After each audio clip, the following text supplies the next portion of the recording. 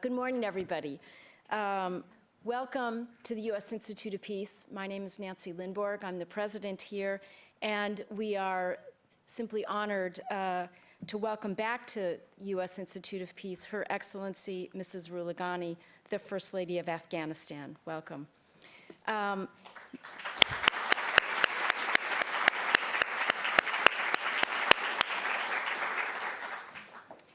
Mrs. Ghani has long been an advocate for expanding the rights and opportunities of women in Afghanistan. I think we've just seen an example of that.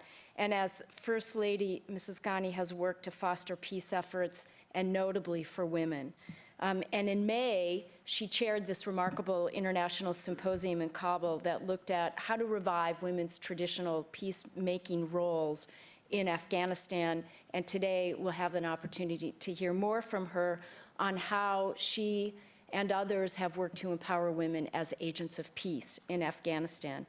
After her remarks, we'll be joined on stage by Congresswoman Susan Davis, representing California's 53rd Congressional District, and Representative Davis is a senior member of the House Armed Services Committee, as well as the Education and Workforce Committee. More importantly, as a leader in Congress on Afghan women's issues, she was the founder of the annual Mother's Day Congressional delegation to Afghanistan and has traveled to Afghanistan every year on Mother's Day for over a decade. And during those visits, she meets with members of our military, our men and women in service, and importantly, she meets with Afghan parliamentarians and local leaders and with Afghan women and we'll look forward to hearing your views and experiences on that. And we'll also be joined by USIP Senior Program Officer for Religion and Inclusive Societies, Palwasha Kakar, who will round out our panel and bring with her years of experience in working on peace and gender issues in Afghanistan. We also, I'm delighted to be able to welcome today here in the audience Ambassador Mohib from the Islamic Republic of Afghanistan and Mrs. Lael Mohib, both of whom have spent much of their careers very committed to building peace in Afghanistan and to empower women to be a part of building that peace. Welcome. For those of you who are new to U.S. Institute of Peace, we are a 34-year-old independent national institute founded and funded by Congress and dedicated to the proposition that peace is very possible, that it's very practical. It requires linking study and research with training and applications in conflict zones, and that it is essential for U.S. and global security. So we have worked in Afghanistan probably more vigorously and longer than any of our other programs, where we work with local partners, civil society, faith leaders, to help support and equip them to manage conflict so that it doesn't become violent and to resolve it when it does. We understand, I think probably as everybody in this room does, that peace is very possible. Afghanistan has made progress, but to truly continue on its peaceful pathway, women need to fully be a part of that. We've already seen enormous gains that Afghan women have made since 2002 with the fall of the Taliban, and we have seen women become increasingly active in government, civil society, media, business, community leaders. Despite significant security challenges, women continue to contribute to peace in Afghanistan, often at great risk to their lives and to those of their families. And there is more work to do. And we're very fortunate to have with us here today a First Lady who has made this a personal commitment and brings with her a wonderful quiet wisdom and a great determination. So please join me in welcoming Her Excellency Rula Ghani.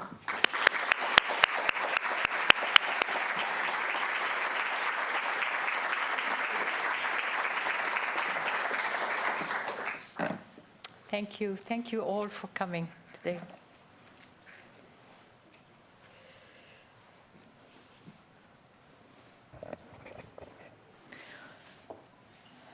In the name of God, the merciful, the compassionate, distinguished members of the audience, I come to you in peace. Assalamu alaikum. I wanted first to thank Nancy for a wonderful introduction, and to thank USIP for just being there, for providing a platform where people can come and discuss openly problems pertaining to peace. And today my talk is really Afghan women as peacemakers. And the reason I've suggested to have the documentary that you have seen is because I think images speak very loudly. And I wanted you to see for yourself those Afghan women that are supposedly illiterate, feeble, sitting in a corner.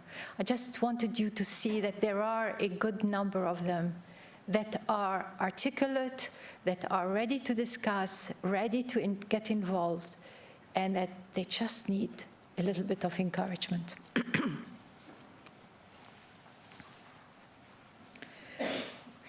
We are living in a time of global insecurity that confuses us and unsettles us. No corner of the world seems immune to sudden attacks. Is it war? Is it insurgency? Is it freedom to bear arms? Or is it just that weapons are now accessible to everyone and they are ever more deadly? Afghanistan has been in a state of conflict or war for the past 4 decades. From bloody coup d'etat to resistance to Russian troops, to civil war between mujahideen, to theocratic dictatorship under the Taliban, to NATO military operations, to an increasingly vicious guerrilla warfare waged by a myriad of armed groups with various degrees of transnational support, who seem to have decided to impose their extremist views on the population. The Afghan people have had enough. Enough of the insecurity, enough of the uncertainty, enough of the intermittent bouts of extreme violence that keep shaking the country. They long for peace. They long for a normal, predictable life. Yet, at the same time, among themselves, they are still operating under a reign of violence fostered by all these decades of conflict. I realized that last winter. News had come from the central province of Ghor that 29 members of one extended family had been slaughtered overnight. The media had reported that Daesh was responsible. The president, my husband, decided to go and condole with the victims' relatives, and I went with him. What we learned there was that the massacre had been the result of a local feud, with one proponent being the head of a local militia with strong ties to a highly placed official in Kabul. Violent interaction between Afghans is unfortunately still very common. And though the rule of law is slowly gaining ground, we still have a long way to go before people's mentality shifts from a mode of violence and open confrontation to that of peaceful interaction. And the only way to achieve peace in our society, or what we can call social peace, is by changing the minds and culture of the people and moving from a culture of violence to a culture of peace. The surest way to people's mind is through the soft yet formidable power of culture. Culture is a strange amalgam of instincts, beliefs, and feelings that surreptitiously take a hold of a person as he or she grows within a community. It is past, present, and future wrapped into a sense of belonging, of being part of a whole. Culture is the glue that holds together a people, and reflects its deepest convictions. Culture is also the channel through which a people expresses itself. Novels, poems, plays, songs and dances, paintings and sculptures, films, pictures, videos, etc. All are outlets that allow the display of a whole range of emotions, disappointments, hurts, aspirations, and hopes. Culture is organic. It may evolve with the evolution of historical circumstances, but to be durable, any change to culture needs to come from within. It needs to be owned by its people.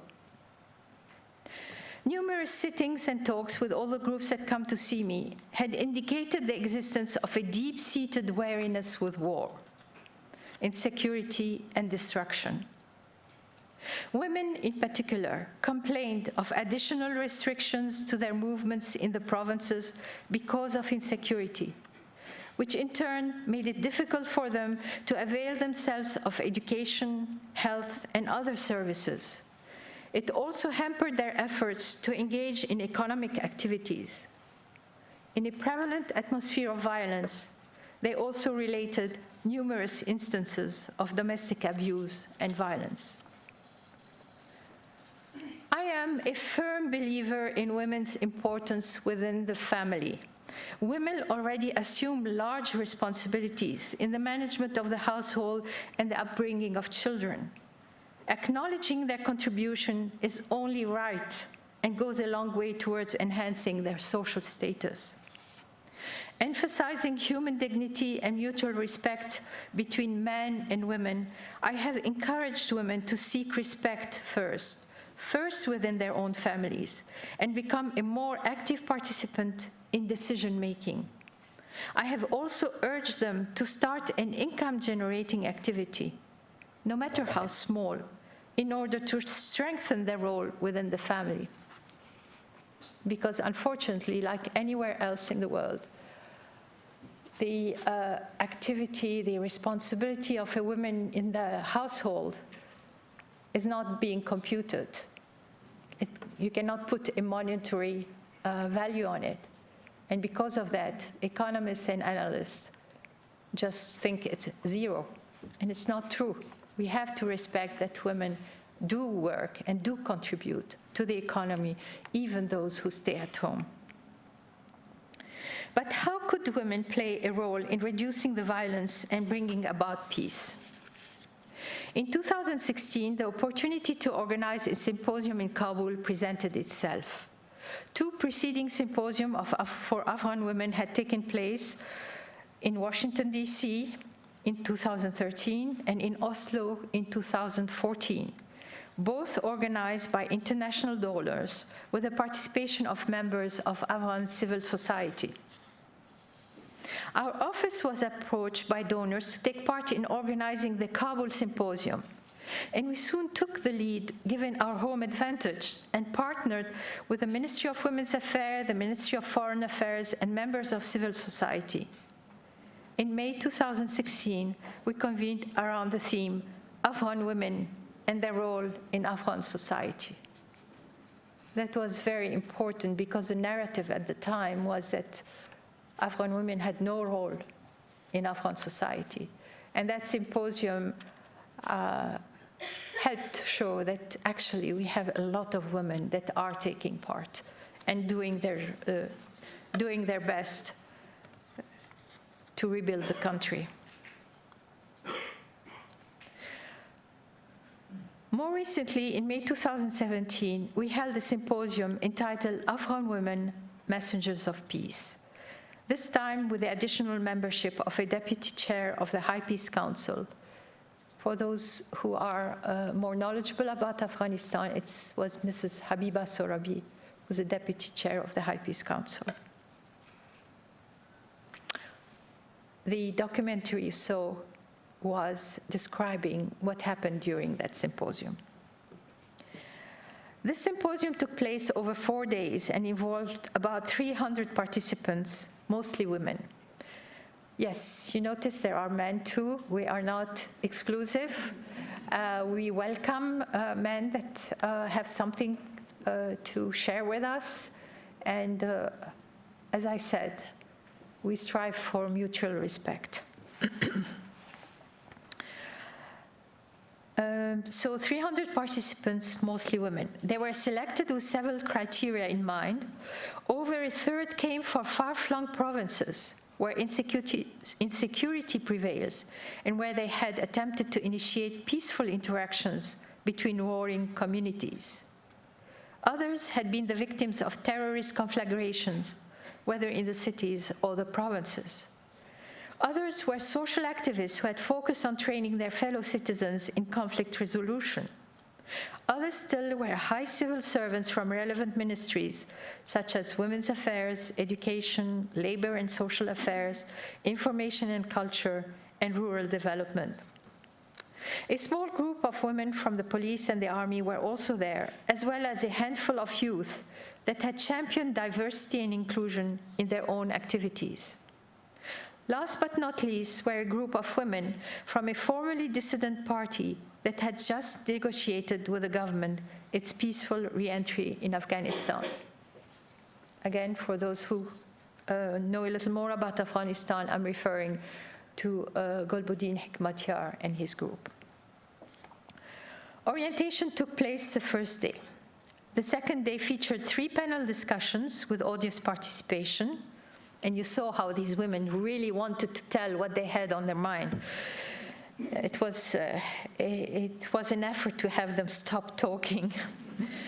The third day was dedicated to a workshop on conflict resolution.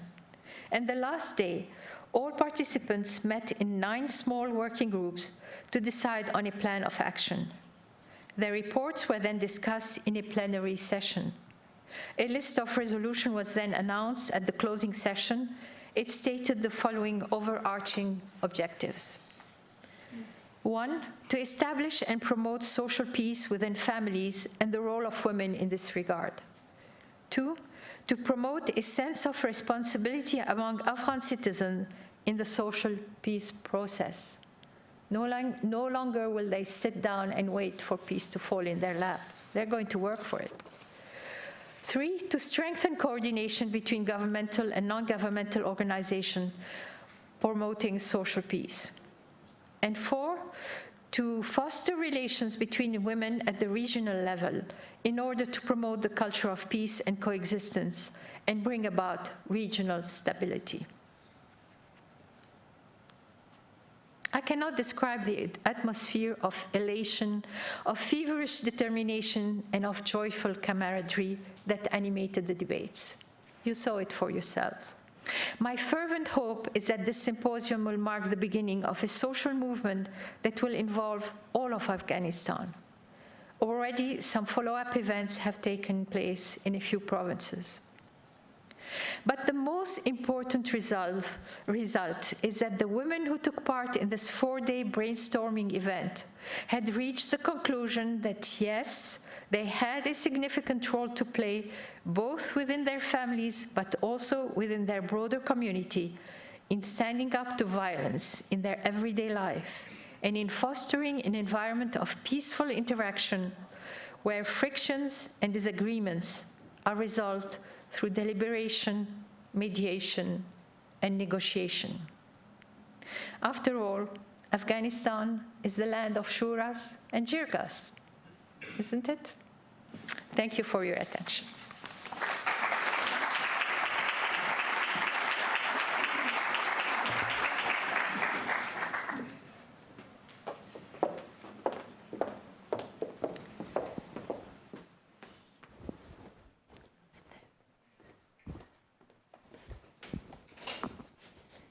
Thank you very much. I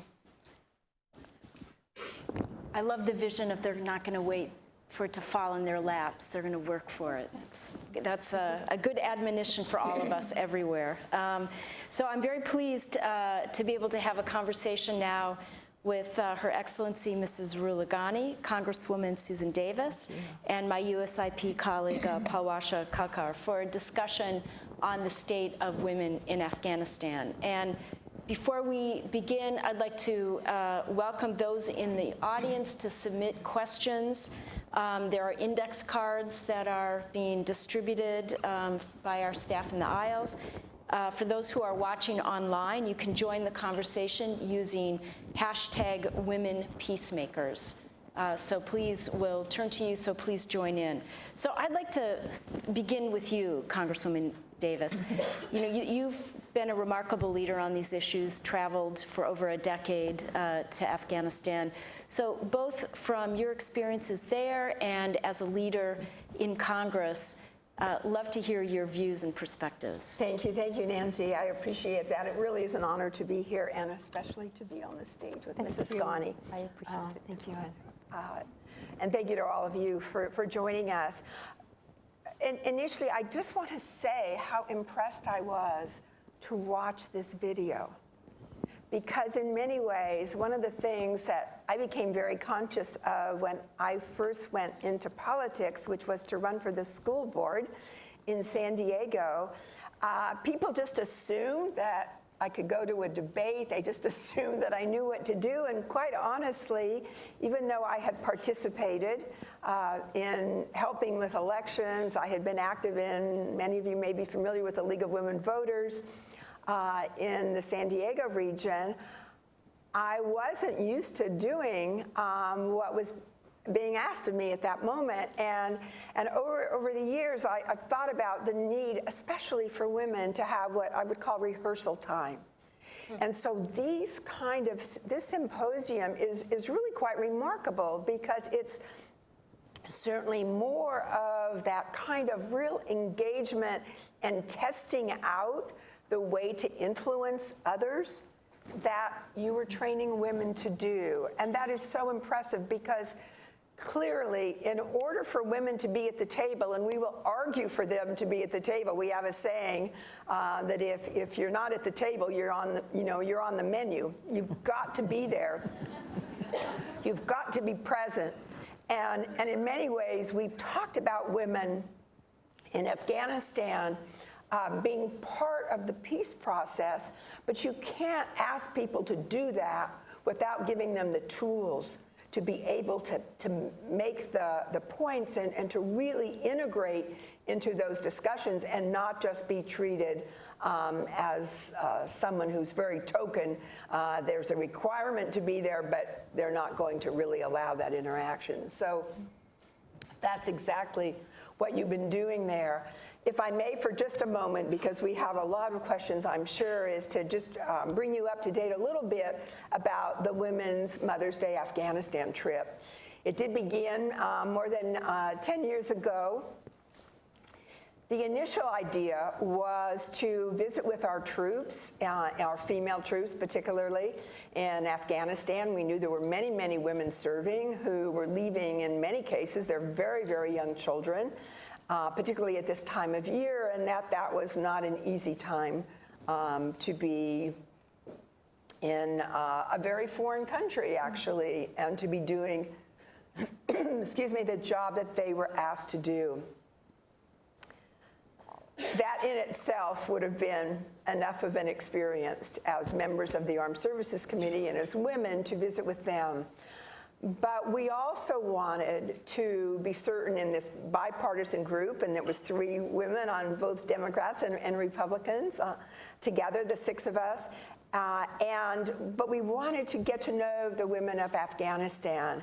I had been a few years prior to the actual trip, and so the experience of meeting with parliamentarians was very important, and I remember being there in actually the very early days after we'd gone into Afghanistan, and there was another woman with me on this CODEL, on this congressional delegation, and we had a chance to talk to women and our male counterparts could not do that. We were able to get information that they hadn't been able to receive, and just to really get a feel for where people were. So we wanted to go into a more remote area of Afghanistan. We went to Kunar. It's an area in Kabul province where we had a provincial reconstruction team. So we needed to have had an experience of the women there who had just recently formed a shura to have the kind of support to be there. And over the years, quite honestly, we didn't have that support. Meeting with the women there was such an extraordinary experience that I think that's really what kept us going to Afghanistan. And then later, when we weren't able to do that, we shifted a lot of our interest.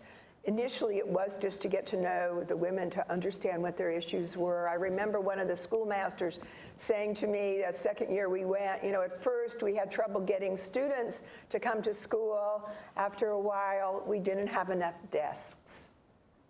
That was progress, and that meant a great deal. There were many problems of women trying to come in to give birth, and so there was a need for more midwives and more health providers.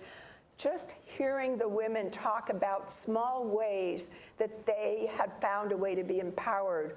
One of the women said to me that she realized that things were changing a little bit at home when she saw her son respecting her daughter more, that there had been a shift in an attitude. After a number of years of having an opportunity to go back to Kabul, and initially, you know, the women never thought we were going to come back. We said we would, and they weren't sure, but we did, and we many times we did. As we shifted our interest, we began working harder to understand the roles of the women who were beginning to come into the armed services of Afghanistan.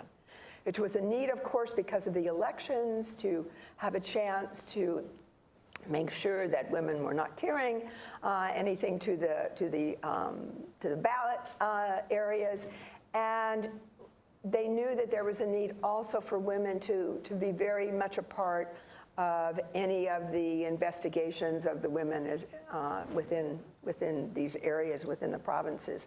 So we saw that as a great need, and being on the Armed Services Committee, we worked very hard to make sure that the women who were coming, and just a very small number of them, whose families were allowing them to go into the military. You can imagine that they're coming from provinces in many cases where the idea of a family allowing them to come is really a very difficult thing. We felt that if they had reasonable facilities and parents could see that and would know about that, that would begin to attract them. Over the few years that we were there, we even saw integrated classrooms. So the women and the men were learning in some of the classrooms, in some of the, with some of the curriculum that they were working with. That was a big change as well. In the last few years, we've had a chance to meet in Kabul mostly now with women who we've spoken about with economic issues, micro businesses that they're establishing, and Mrs. Ghani has had a very big role in that, and certainly to talk more about the peace process and the ways in which women can be involved. And in the end, I guess the most exciting thing for us recently was to join with the young women who came from the robotics competition and to really introduce them in many ways to our colleagues in the Congress. I can tell you, everybody wanted to have a picture with them. And I think they were very symbolic of the changes that we've seen. I look forward to many, many more changes, and I couldn't be more pleased than to have seen this tape. It really is quite remarkable, and I know that it's making a difference. Thank you. Thank you, Representative Davis. And you know, you talk about the peace process. The National Unity Government has taken some very encouraging measures to bring women into the peace process. But you talked about traveling out to the provinces. Mrs. Ghani, are there specific initiatives to enable women to be peace builders and to engage among those who are out in the provinces, to engage at the local level? I don't know everything that's happening in Afghanistan, and I don't claim to know everything. What I know is that we held the symposium in May. And it was with the very explicit goal of encouraging women to start working for peace, explaining to them that it's small things that they can do at home first with the education of their children, and then between the members of the family, if ever there is a conflict that arises, brothers or between cousins or whatever, to how to resolve issues. This is why we had a whole day that was dedicated to a workshop on conflict resolution. And then the third day was to sit down among themselves and to decide what are the kind of actions they can take. So basically, I know about what this symposium has done, and I don't take all the credit. As I said in my speech, my office maybe led the organization, but I worked with several ministers and ministries and with High Peace Council and with several members of civil society. So it was a group effort, a team effort. What I can say is that, yes, the women were really very excited, and they were excited to see that they could change things. That there was, I mean, even the smallest thing can really help. One thing, one detail, for example, one of the panelists was a psychologist who was a marriage counselor. And he was saying that a lot of counseling he was doing was for marriages that had been forced marriages. And that actually he explained why forced marriages should be avoided, because unless there is the consent of both parties to be married to each other, that means that in 2-3 years it's going to turn into conflict between the two man and wife, but also between the families, because one family will say, you're not taking good care of our daughter. The other family will say, but your daughter does not know how to cook even. You know, all these kind of stupid, that can be avoided if when people sit down and try and say, okay, let's marry, it's time to marry our son. Okay, the mother should, not only the mother, the aunt, the sister, should be able to say, let's find somebody he will get along with. Let's ask him, maybe he knows somebody that he wants to marry. And then ask the girl, are you willing to live with that man? And this is something that is enshrined in the Holy Quran. It does say that marriage cannot be done or I don't know, successful unless the two parties agree. So it's not like it's asking for something that's not part of our culture. So basically, it opened their eyes. They realized that they had the means of trying, that these small steps were still, if ever all the people took those steps, it will amount to something. So I'm sure what I realized is that when we got these women that came from the far-flung provinces, was that women were already working as peacemakers. It is in their nature. They don't have access to weapons, to arms, and to all this. They're not going to wage war. They're not going to go and kill somebody. Some of them might be pushed to do that with a kitchen knife. But I mean, women usually try to find a way to mediate and to calm down the situation. So the symposium was just not necessarily putting ideas in these women's minds, as much as telling them, you already know this. Why don't you work why don't you create networks of support? Why don't you work all together for that? Because peace is really very important. And I was intrigued with, during your comments, you talked about this need for a culture shift. Yes. And both of you have spoken about the tools that go along with fostering a culture shift. And I'm wondering, are there plans, ideas to bring teaching of conflict resolution, conflict transformation, peace building into the curricula of schools and universities? Yes, last year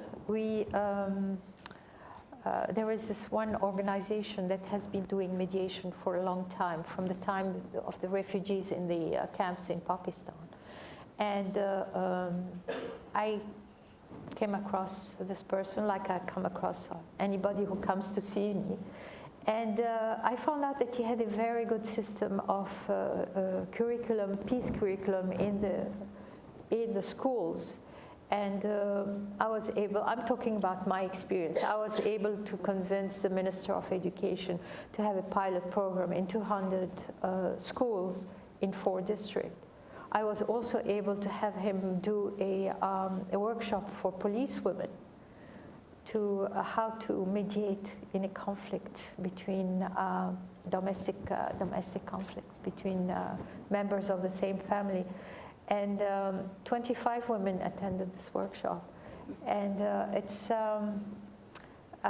it was really heartwarming. I received so many letters from these women telling me, well, for the first time, I have been told what it is that I'm supposed to be doing, you know? So these are the things that I have tried to help. It's not much. I know that some embassies have had mediation workshops, and I know that there has been also efforts of curriculum. I think Palwasha knows more about it. I think it was in Herat that there is a curriculum. Nangarhar, Herat. In Nangarhar too. So there has been efforts. What you find out in Afghanistan is that there are a lot of things that are happening, but they are not kind of being linked together.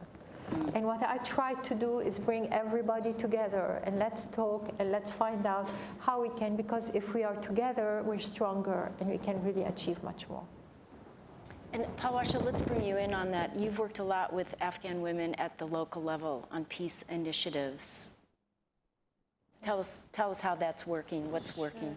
Well, also to talk about the curriculum a little bit, USIP, we've been doing peace curriculum at university level as well to try and build this culture of peace on university campuses. And so Kabul, Herat, and Nangarhar have been some of our programs and pilot programs, and that's slowly expanding. And it's not just teaching peace curriculum, but it's also supporting peace clubs and that culture of peace on the campus. And considering the work that I've done, actually, I first wanted to say it's an honor to be on this panel with the First Lady, with Representative Susan Davis. And it's really, I feel very honored and very much out of place with these wonderful, great figures here. I was privileged, and the First Lady, thank you so much for inviting me to the past 2 symposiums to attend and see the hundreds of women who've attended from the provinces, local women who have taken initiatives, who are amazing leaders in their own right at the local level, who've come to these symposiums. And it just shows how much resilience these women have at the local level and how much willpower they have to change society and capacity that they have that's really untapped. And one of the things that you raise is that, you know, they've been doing this work, but it's that realization that these symposiums help them see. The other thing to mention, the last symposium that I think was so empowering for these women was that as they presented their ideas, as they presented their recommendations, the president himself was sitting there and listening to them.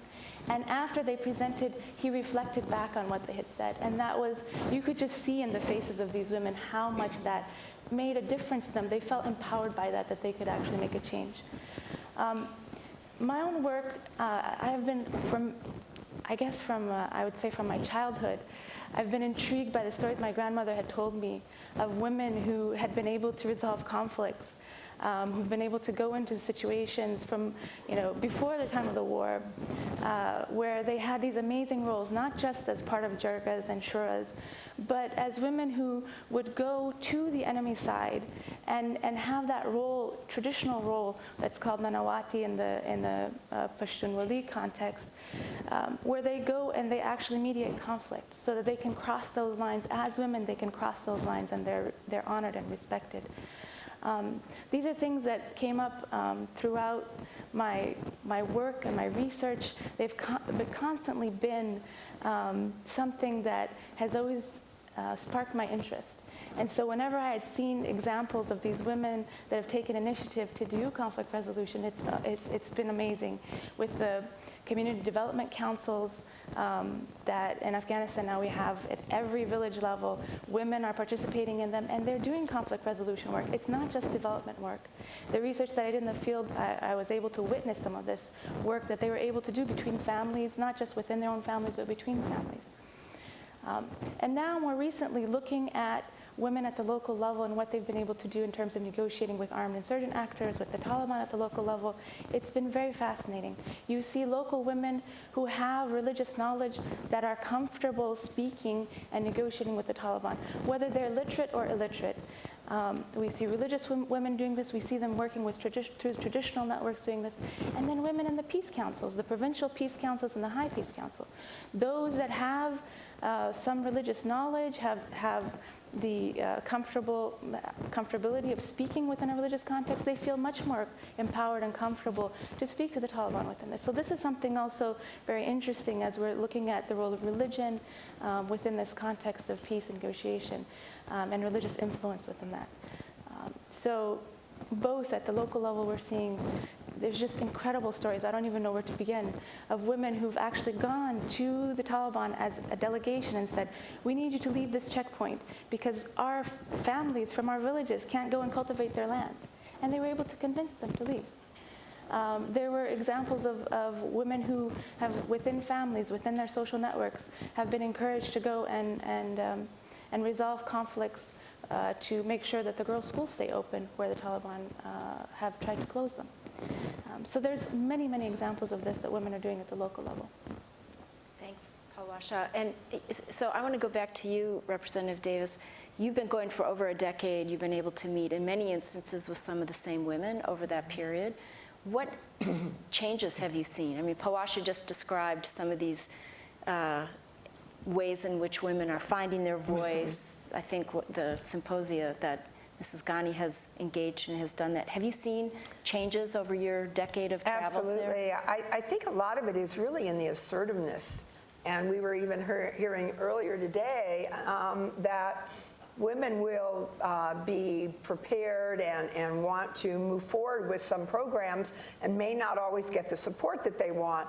But getting in the fight is very important. And I think a few years ago, my guess is that they might not have furthered sort of their needs. And I think that's really important, that they do that. And the way that they'll be successful is very much what Palwasha was saying about the way your husband, the president, listened to them and then acted on what they said. And whether you're working with young people or anybody in your community, you have to be willing to do that. That doesn't mean that they get everything they want, but it does mean that you acknowledge and try and move forward with them and correct whatever deficiencies, if there are any, and really listen to what they have to say, and that you're totally acting on their insights. We can improve because of that, and I think in the years that we were going into Kalat, we really did see those changes, mostly because of the assertiveness. In fact, what we heard from a lot of the women was, they were worried about, what are you going to do? Are you going to abandon us? Or are you going to stay? Are you going to be involved? And so it was very important for us to let people know that to the extent that we were there for them and we wanted to have their back, we were going to translate our experiences to not only the generals who we had an opportunity to meet with, but our colleagues as well. And I think that role that we were able to play in meeting with the chairman of the Armed Services Committees to really expand a little bit of the knowledge that we had gained and the experience we had. I'm not suggesting that we were converting everybody, but what we needed to let them know is that this isn't just because we're being nice to the women. Now and then I felt like people were kind of patting me or the others on the head. It's very nice that you do this. It's a good thing that you do this. No, we were doing it because it was nice that we did it. We were doing it because our American security depended on it. And the future for the region depended on it. And that's why really we were there. And I was just so impressed to learn that expanding that regionally is going to be important, because this is kind of the next step. Obviously, there are women in the region who have been allies, and at times their countries not such good allies, that have also been developing their skills. And together, that can be so powerful. The extent to which you can do that across country lines. And so that's a new opportunity, I think, to look forward to. And to the extent that we could be helpful with that is wonderful. But honestly, I think they don't need our help. Because they're going to be able to do that very much on their own, and be assertive with the women as well, because they want to be sure that they're listened to, and even as women, we don't always listen to each other as well as we should. So. Thank you for underscoring that it's not a nice to do, but it's a must do, because as I think most of us here know, the research increasingly shows that inclusion of women in peace processes ensures greater, more sustained success. And so we have a whole raft of questions. They're grouped, but here's one that I think builds on what all three of you were saying. And ask, in many areas of Afghanistan, particularly rural Afghanistan, communities very much rely on the traditional shuras and the jirgas that you spoke about, Mrs. Ghani, to resolve disputes. And traditionally, these are only men. So the question is, are there ways that women can participate more in traditional dispute resolution mechanisms, and should they? I think that there's I'll let you talk about it, Palbasha. You know more about it, but I think, yes, there are ways, but I'll let you talk about it. So actually, I don't know. Traditionally, women have been a part of the jirgas and shuras in Afghanistan, and that's something that is not well understood. There have been some anthropological studies from the 1970s that documented some of this. And we have seen throughout the war, even the fact that some of these women were commanders at the local level because they had this background of being part of the jirgas and the shuras. This culture has been slowly revived, and part of the revival of this has come through the community development councils and the election of women in the community development councils. So it has been something that had existed prior to the war, and it's something that through the war, definitely the fabric was broken and you didn't see it as much, you didn't hear about it as much. There were other ways that women were taking, but now it's something that is slowly regaining more and more significance. I think what's interesting to me is when I was at a conference, USIP, through one of the programs I had on women's rights and Islamic constitutionalism, we brought together women from Afghanistan, Libya, and Egypt. And we had a woman who was also a tribal leader and a parliamentarian. And the participants from Egypt and Libya were just astounded. They're like, we don't have women tribal leaders in our countries. That does not exist. And they couldn't believe that in Afghanistan exists. But we have a history of that. That there are women who have been tribal leaders, and there are women that are tribal leaders right now who do mediate conflict and are part of the jirgas and shuras. And what does that mean in terms of building that culture? I think that's yet to see how we will do that. But these initiatives to have the community development councils and women participating in community development councils have really stepped up that and brought women to the foray so that they're now taking more and more decisions at the local level. Well, and that leads us to the next question. You spoke a little bit about culture, and of course this was a part of your remarks.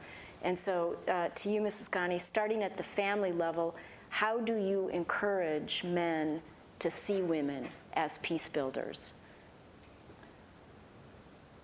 I think there is a lot of misconception about the attitude of men towards women in Afghanistan. Yes, there are some who are really very misogynist, and you have them all over the world in every society. Sorry to be so frank, but I'll give you an example that speaks volume.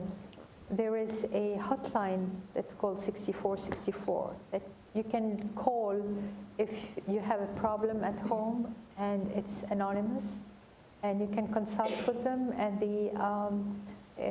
the purpose of this hotline is to help resolve conflicts before they become too huge. And I was sitting with a young woman who kind of organized this NGO, which is housed in the Ministry of Women's Affairs. It's So it's not something that's totally kind of floating by itself independently. She was saying that 70% of the calls are initiated by male members, by either the father, the brother, the son of the victim. And it is because they want to make sure that this service is really a serious service, that it is anonymous, that it's not going to create more problems. And what is good, and once they are reassured, they put the woman on the phone, and then she can take it from there. What is good about this service is that it has two mullahs, one that's Shia and one that's Sunni, so that if ever they have questions regarding what does the tradition says about the situation, they can give informed. So basically, men are not necessarily against women in Afghanistan, although they've been portrayed like this. I think every father loves his daughter. I mean, that's everywhere in the world, and they're very keen on helping their daughters. What shall I add? There are so many questions. Yeah. Maybe we can move to something else. Here's a good next step on that, and this comes from Allison Black with the U.S. Air Force, who's here with us. Yeah. And the question is, what change in attitude and actions do you see in the men of Afghanistan toward women in positions of authority? And Congresswoman Davis, you spoke about seeing women entering the military, so she's specifically asking women in the military, in the police, for example, and are they seen as credible by their male counterparts? I can try and take that briefly, because I think it's a mixed picture so far, but really when you think about it, the program is in infancy. You know, think about how young it is that women are going into law enforcement and in the military in Afghanistan. Perhaps that was back in the 70s, but I think today, you know, it's more unusual. And it takes some very strong and creative and obviously highly motivated women to do that, because it's difficult. One of the things that probably shocked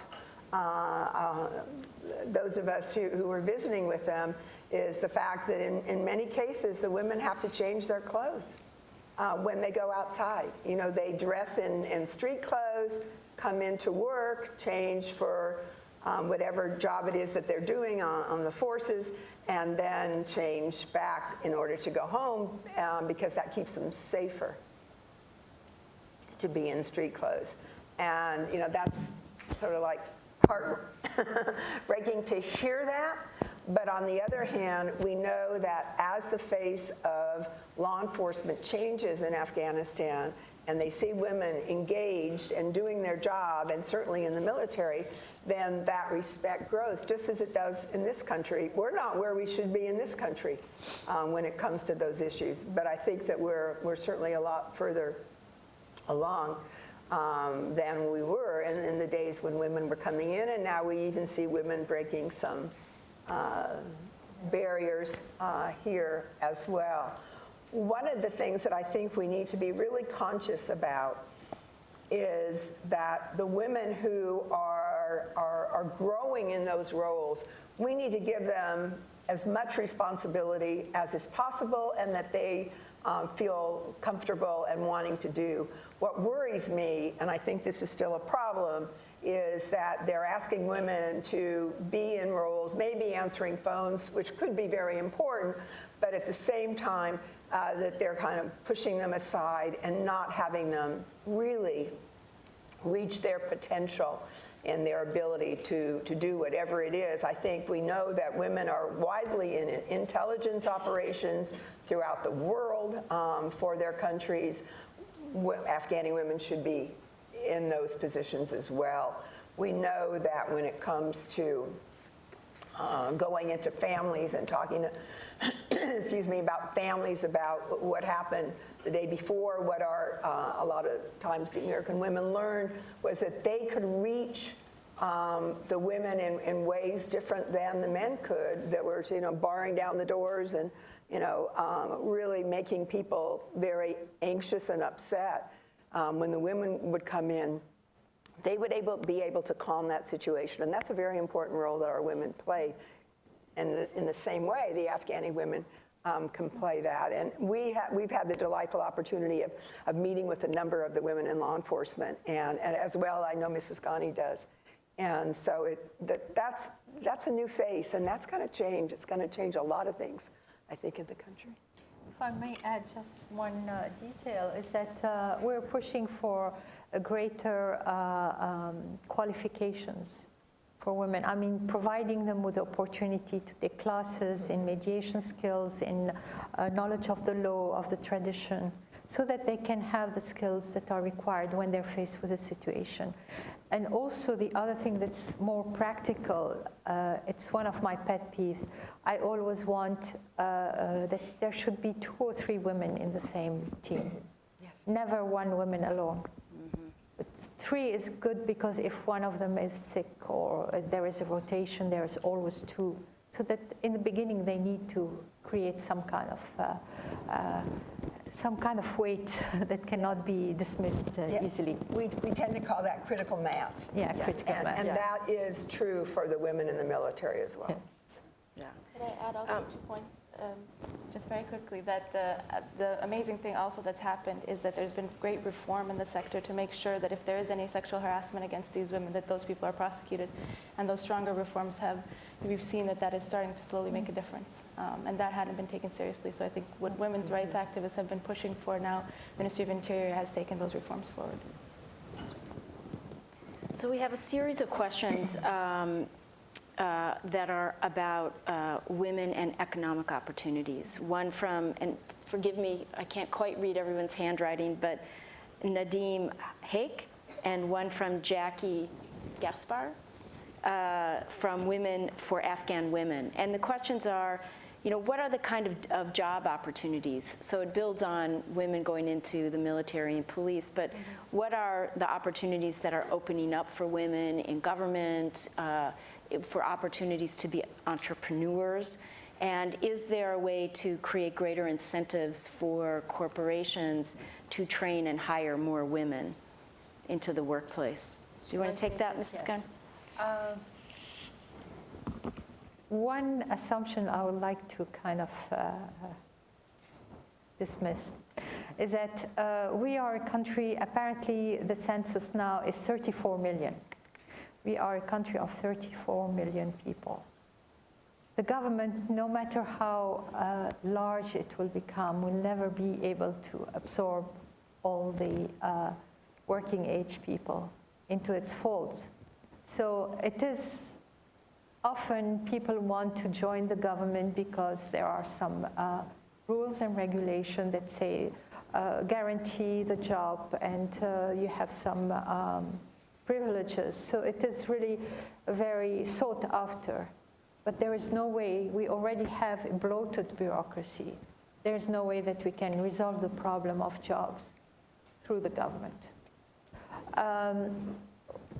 What we are having is that we are trying to train people in various different kinds of fields and to encourage people to start on their own, especially when they're young.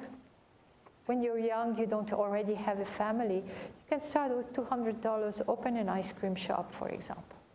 You can make some money, and then slowly, you can. I've had actually one lady come to me and tell me that she started with borrowed 10,000 Fs, which is about what, $150. She borrowed 10,000 Fs. She went to the wholesale market, bought a lot of things, and came back to her neighborhood and started selling it door to door, and she made a profit. She was able to repay her loan, and then started the process again. Eventually, within 3 or 4 years, she had built 2 NGOs, one school, and her dream actually, it's really very sweet. She wants a factory to produce macaronis. I mean, pasta. So, but she was very clear about what she was doing, and she was finding the way, because she came from a very modest background. So basically, I think the way to go economically is to encourage all the young people to look around you. We are in one way, we are a country at war. But we also are a country where the economic foundation of this country are being really built very soundly and very systematically. So eventually, if we manage to get some peace, we are going to be having a very flourishing country. Afghanistan has a lot of resources, be it in agriculture, in industry, in commerce, in trade. We are about so many countries. We could have so many trades exchanges, and already the government has created the possibilities for people to trade, trade with countries that were before inaccessible. There is, for example, a whole plan with China, who is sending us goods, but on a railway. We're going to be sending them back our marble. We have beautiful marble. And in a train, marble is not, I mean, the weight of the marble does not figure as much as in different ways. So I really feel what we need to concentrate on is to concentrate on encouraging people to start businesses. And it's okay to fail. This is something that people who are in business schools always say. It's okay to fail. You learn from your experience, and then you start again.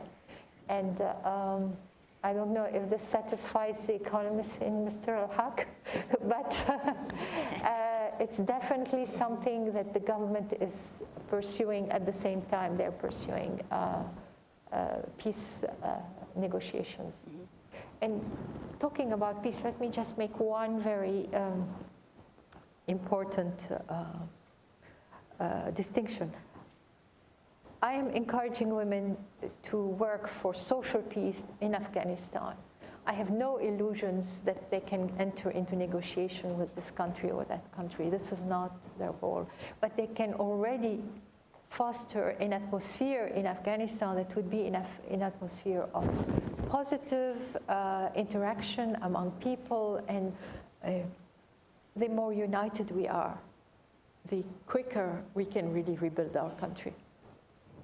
Well, here's an interesting question. You'd mentioned some of the regional aspects, yes.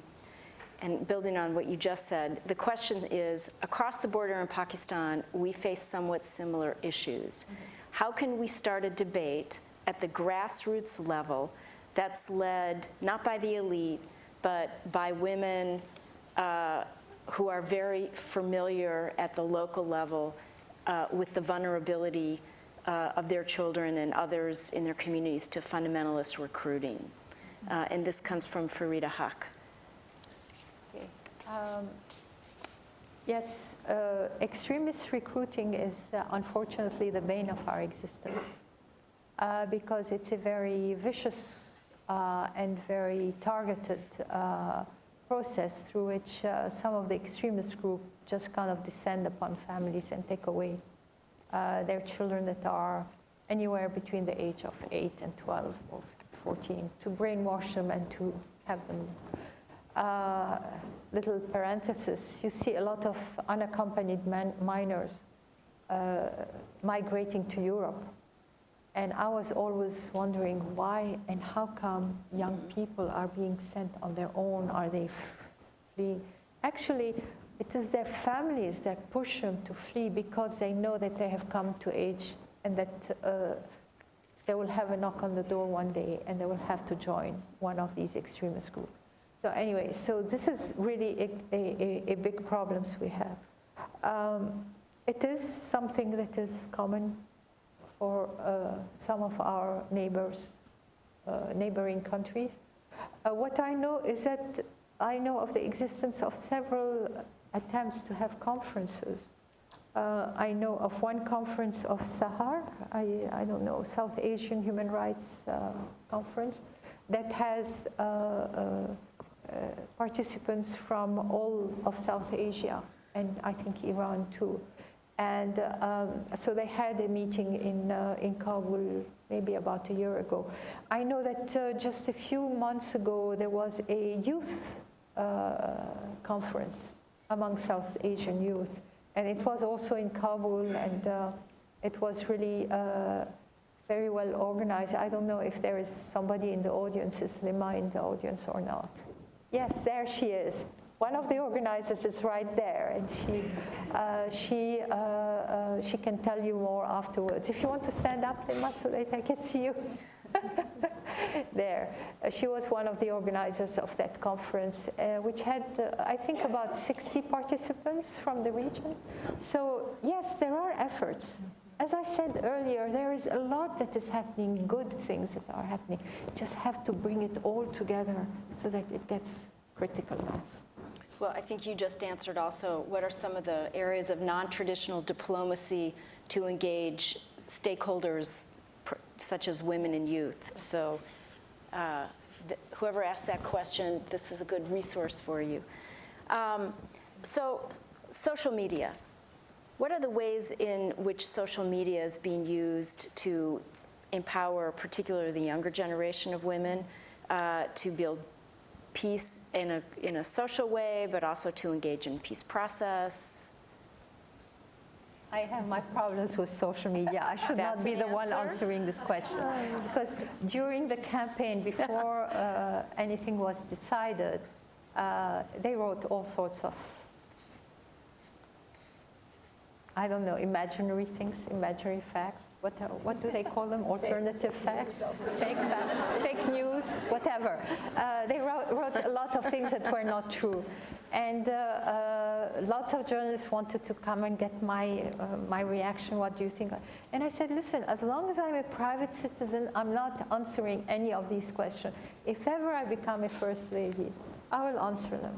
And when I became first lady, my first interview in Dari was to the national RTA, TV and radio station. And it was for 1 hour, and I think I debunked all the fake news. And that was it. If you can do that in 1 hour, good job. That's well done. No, it was things like I didn't know the language, I had never lived in Afghanistan. I mean, these kind of things where you can very easily prove that it's not true. I don't read social media. I don't have a Facebook account, but my office has, and my office lists all the activities. It's basically in Dari and Pashto, because it's really directed at the Afghan audience. I also have a website that sometimes doesn't get updated very quickly. I'm sorry. We have other important things to do. And as I'm mentioning websites, there is a website, Afghan Women Symposium.af, I think. And this is where you can get some more information about the symposium. You can get a much longer version of the documentary. You can read the resolution. You can see pictures. You can hear speeches also. So I would just say, Washington probably knows. I mean, the really important thing is to engage the young people in whatever it is that you think you want to be doing, and to get their inputs, because they're obviously going to have a much fuller understanding of it all. I think in Afghanistan we have this amazing boom of social media because of the 3G, 4G networks that are now existing in smartphones. So in places where there's no internet wire, there hadn't been phones before, now there's access to phones, mobile phones, and there's access to social media. And women have been playing a really important role in this, and we're seeing more women are visible. Because they don't have to put their face up, it can be anonymous. We're seeing that visibility and that there's that social engagement that happens in that sphere. Of course, there is this big problem, as First Lady mentioned, about hate speech. And there's a lot that needs to be done in that area on hate speech. That awareness needs to be brought more into that. And that's one of the problems. But we do see this more visibility of women and really more engagement in that social arena. And when I was in Kabul recently, my colleagues were commenting, they're saying, well, now we're the older generation, the younger generation of women, they are on social media so much more, and they represent themselves, and they don't have the same kind of restrictions that we feel we have on ourselves in terms of expressing themselves on social media, which that is something very encouraging, and that you can see is a really big culture shift. If the younger generation is feeling much more freer to express themselves and show where they are and what they're doing, that seems to be a really positive shift for women. So here are two related questions, tough questions. One is, what's the effort underway to stop the honor killings and to stop the violence against minority groups? And then there's a related question that is, as an Afghan American, how can I support Afghan women and girls who face domestic violence or cultural barriers? Are there resources for them? I'll take it. I'm specialist of tough questions. Okay, as in any society, the important thing is to improve the economic situation of people. A lot of the forced marriages, for example, are due out of poverty. Somebody wants to marry, he cannot pay for the dowry of his intended, but he has a son, and he will arrange for a badal marriage, an exchange marriage. Or there has been a kind of confrontation between two families, and in order to calm down, a daughter might be given as bad. So there are a lot of situations where it is poverty, it is the lack of economic resources that gets people to these kind of last resort solutions. So basically, by trying to increase the economic prosperity of Afghanistan, because the country can be prosperous. It was prosperous in its way before the beginning of all these things. Working to build a strong economy in Afghanistan can answer these questions. In the meantime, raising the awareness of women, letting them understand that what is the problem that happens if ever you agree to a forced marriage. I'm talking about forced marriage because this is something that has been a lot discussed a lot. It's really the women. We can start by making people more aware of the consequences of certain decisions. It's a long process. It does not happen overnight. Changing minds of people is not an easy thing, but we are working in the right directions, I think. I would just say on the sexual violence piece, for one thing, I think I wouldn't ever presume to be able to find solutions from one perspective with that. It's the perspective of the community that solves the problems. And I think when they're engaged and they're going to come up with the kinds of solutions, the things that are important, what we have found is helpful is having sort of institutional change so that you have safety nets in place for people, so that you have safe places for women to go, that you have a well-trained, really well-trained, and we didn't do this very well, even in the military initially, that really can be helpful and know how to navigate the legal system in a way that really is fair. It's fair for the accused as well as the accuser. We're changing our language a little bit with that these days, but I think importantly that the institution, that the infrastructure is there, and whatever that is that fits the community best is probably what's going to work. I do remember at one of the times we were speaking with one of the women about a woman, I think in this case may have even been a family matter, And we said something about her going to the police, and I remember she spoke up right away. She said, "Go to the police." She said, "Why would she go to the police? The policeman is going to rape her." And so that, that was like, oh, okay, not from a perspective that one is sort of automatically knee-jerking, but it's something that has to be done at the local level with the local input, and really given the length of time to train people properly. So when they are interacting, that it means something. What I want to add to this is that I got married 43 years ago, so I know Afghanistan from before. And at that time, women were really respected. When people talked about namus, which they often raise when there are these kind of questions, but now it is used as a concept, oh, I have to protect women, so I have to put her in the corner and she does not have to go anywhere. At the time, namus was to really take care of the women, respect them, and help them. What I want to achieve eventually is to reach back that situation, that women are considered valuable members of the family, not just objects that somebody else should not take or abuse or whatever. It's really a different attitude. But again, it's changing the minds of people. Awasha. Yes. Prior to joining USIP, I had worked on some projects really where we were engaging the religious leaders on this. And so it was working exactly what Representative Davis, you were talking about, is creating that enabling environment. So it's not just working with the women to understand their rights, but working with the whole community, with the religious leaders, with the elders in the community, what we call the male gatekeepers in the community, to really understand what are women's rights, both from within the Afghan legal context, but also from a Sharia perspective, from within Islamic law, to understand those and what are their responsibilities to protect women's rights in that context.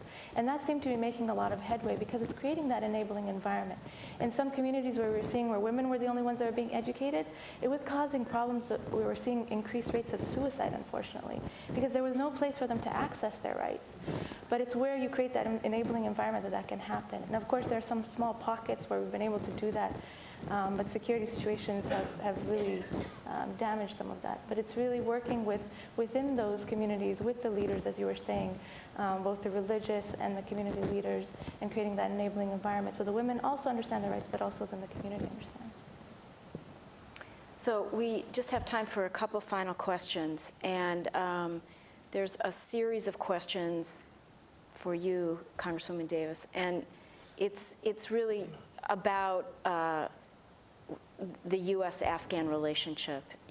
As we look at America's longest war, we have a new foreign policy that's been articulated. What are your best hopes for Afghan-U.S. ties? I believe strongly that we have started a history of trying to realize, I think, the best of those ties that we can for our countries. And that is going to take continuing engagement for a long time. I think that's part of the commitment that we need to make, not in a surge kind of mentality, but in sort of a long, extended period of time to understand what the needs are and how we can best work together. Right now, we are seeing some shift in policy in terms of a much more aggressive air war, and also more, I think, the training piece, but also more engagement on the ground, actually, if we're realistic about what's happening.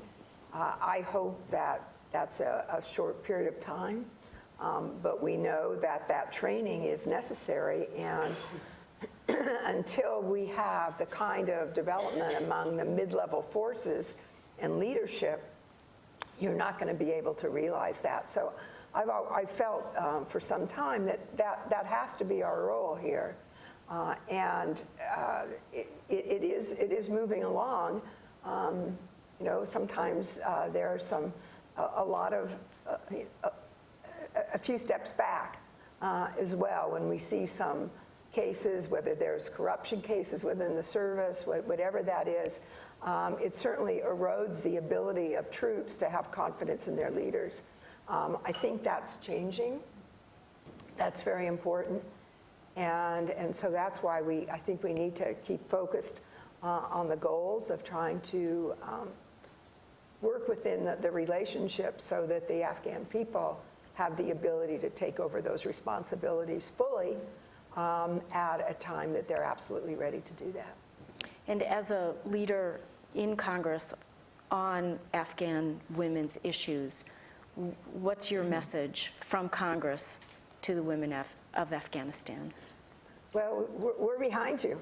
We want you to be successful. We want your country to be successful, and we want your children to have a bright future. Mrs. Ghani, answer this however you like as your final comments, but the question is, how are you continuing to work with so much violence? What sustains you? What motivates you? I read this in a waiting room, a doctor's waiting room in a magazine, so I don't know what the source is, but I remember it stuck to me. It says, when you're on the road, don't look at the obstacles because you might not see the road. So violence is the obstacles. And yes, every violence shakes us. Every loss of life is something that saddens us a lot.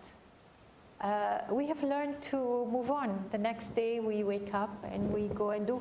It gives us actually more determination because the answer to all this violence is to create a country that is really strong, that has a very strong society, that is unified, and that is working very steadily for unity, for peace, and for prosperity to all, access of everybody to all the services. So, yeah, I don't get terrorized. I don't want to give in to the terrorists. So I'm known not to worry when I hear an explosion. The first time the person downstairs came rushing to see how I was doing, and I was carrying on, I was typing and things. He said, "Didn't you hear the explosion?" I said, "Yes, where was it?" I mean, I was cognizant, I knew what was happening, but you need to carry on. You need to carry on. That's the only way you can stop the violence. So I want to thank all three of our panelists today. We're greatly honored to have with us Her Excellency, the First Lady of Afghanistan, Rula Ghani.